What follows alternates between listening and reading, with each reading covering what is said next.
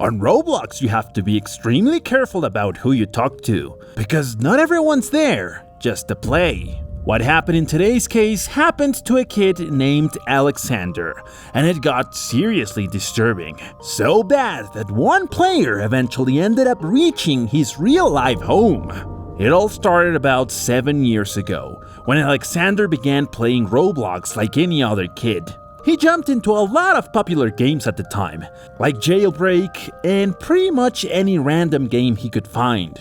He spent years playing without worries, until one Tuesday afternoon in 2022, when his life completely changed. That day, he received a friend request from a girl named Wendy666777. Alexander says the name didn't ring a bell at all. He hadn't seen her in any game, hadn't spoken to her before, and the request didn't come from someone he was playing with. It felt like Wendy had searched his username directly just to add him. But curiosity won. Alexander accepted the request without realizing that decision would be something he'd regret almost immediately. According to him, about an hour after accepting Wendy, he received a message that said, "Hello, Alex. I'll be waiting for you anytime." The message left him confused. Alexander started wondering if he knew her from somewhere, but he couldn't remember her at all. He felt a strange sensation in his stomach. His instincts were telling him not to reply, that something wasn't right. Before responding, he decided to do something he would later deeply regret: checking Wendy's profile. What he found was unsettling. Her avatar was questionable, and her description was strange, confusing, almost nonsensical, like it had been written to make people uncomfortable on purpose. Wendy's avatar looked like a normal girl at first, with yellow hair, but something was very wrong with her face. Alexander says it had a strange expression, a face that doesn't exist in Roblox, as if it had been forced or modified. After seeing that, Alexander decided to reply anyway. He told her he was sorry, but that he didn't know who she was and didn't recognize her username. Seconds later, Wendy responded, "I'm Wendy666777, but I'm sure you can read. Join my game and I'll inform you." That message felt even stranger. It wasn't a friendly invitation. It sounded like an order. Even so, Alexander kept talking to Wendy. He asked which game he should join, but this time there was no response. So Alexander clicked on Wendy's profile and waited. His heart was beating faster and faster for a game to appear that he could join. After minutes that felt endless, the join button finally appeared. The game was called Wendy666777's Place. When Alexander entered, the first thing he saw was a loading screen that seemed to last forever. And then, complete silence. There was no music or sound effects, just a heavy emptiness that made him uncomfortable immediately. The game looked like a normal spawn area, but everything felt distorted. The shadows were deeper, the walls darker, as if the game itself had been corrupted by someone who didn't want to be found. After a moment, Alexander noticed something even more disturbing. Every character in the game, NPCs and passing avatars, had turned pitch black, with no details or faces, just silhouettes moving erratically. The exit door of the starter house was almost impossible to find, as if the game was trying to trap him inside. Fear began to take over. Alexander just wanted to leave, but at the same time, he needed to know who was behind all of this. Every step he took increased the feeling that someone was watching him, tracking every movement. Suddenly, a message appeared on his screen. "Hello, Alex.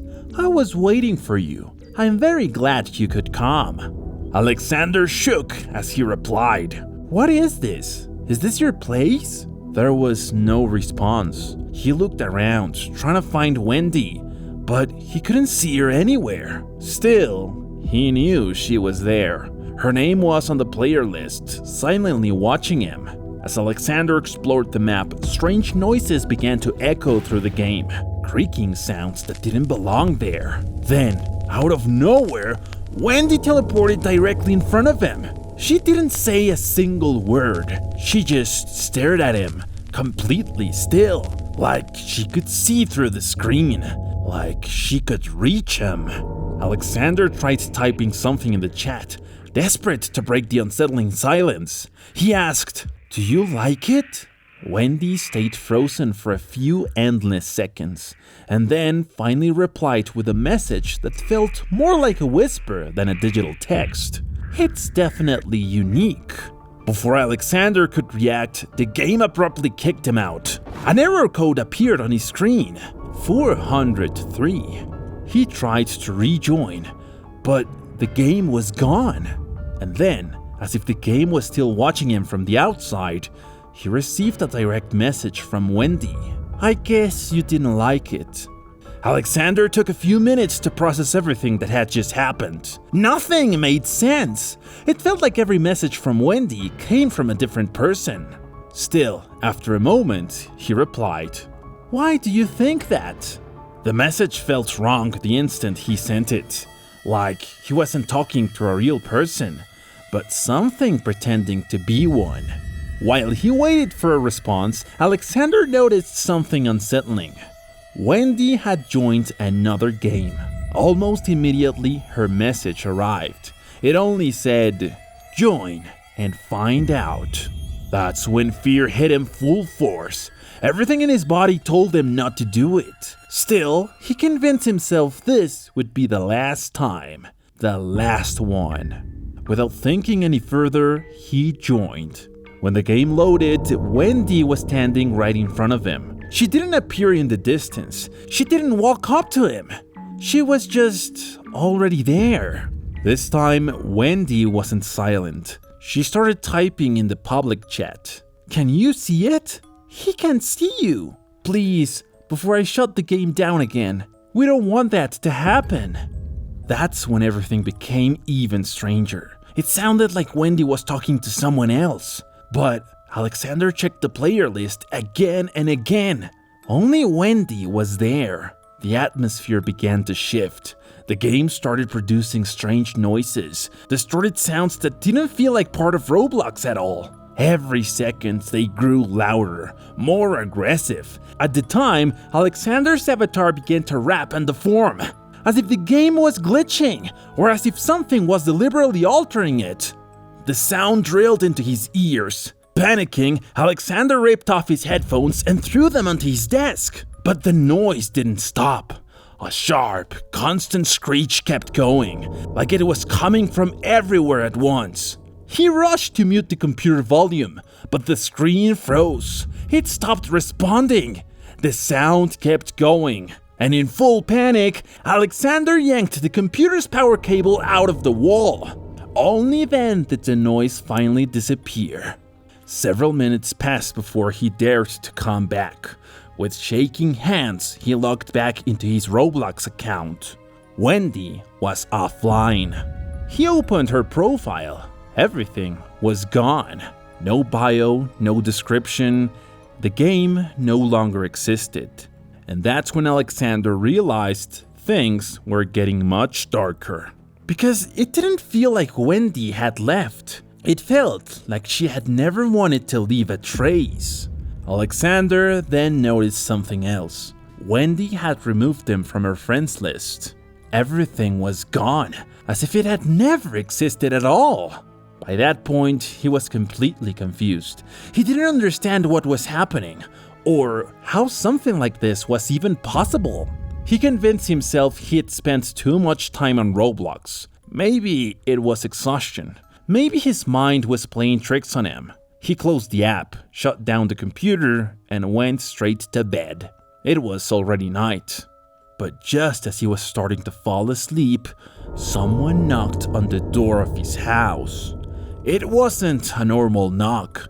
It was loud, insistent. So loud that Alexander could clearly hear it from his bedroom on the second floor. For a moment, he thought his parents would go check what was happening. But he heard no movement. No one did anything. With his heart pounding, Alexander decided to go downstairs himself. As Alexander walked down the stairs, something in the air felt wrong. The atmosphere grew heavy, like a presence filling the space. The closer he got to the door, the stronger that disturbing weight became, as if the air itself had thickened. Alexander was scared, terrified. Still, he kept moving. When he reached the door, he clearly heard a woman's voice on the other side. She said only one word: "Friend." In that moment, Alexander froze completely. He tried to move, to step back, to scream. His body wouldn't respond. It was as if something had completely locked him in place. Then, the worst thing happened. The door began to open, slowly. As it opened, the woman on the other side started to speak. "I'm Wendy. Why did you remove me as a friend? I cared about you very much. You shouldn't have deleted my game."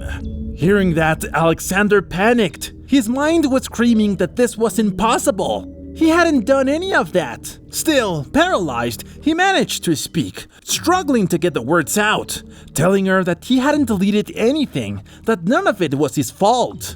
Wendy's response was cold. "I don't believe you. You're a liar." Alexander started crying. He was terrified. Wendy didn't believe him, even though he was telling the truth.